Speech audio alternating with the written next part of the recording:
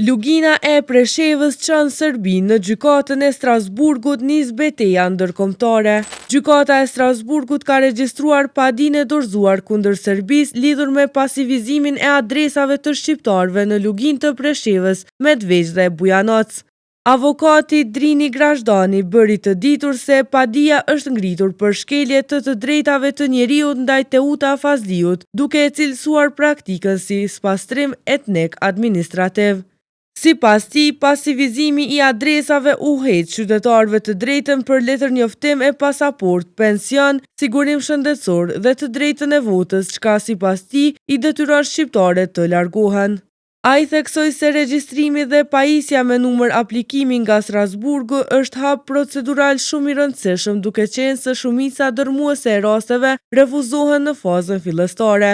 Qëllimi sipas Grashdanit është që rasti të trajtohet me procedurë të vendimit pilot, në mënyrë që vendimi të ketë efekt për të gjitha rastet e ngjashme. Ai e quajti këtë një fitore fillestare dhe u bëri thirrje të prekurve që të ndjekin procedurat ligjore brenda Serbisë.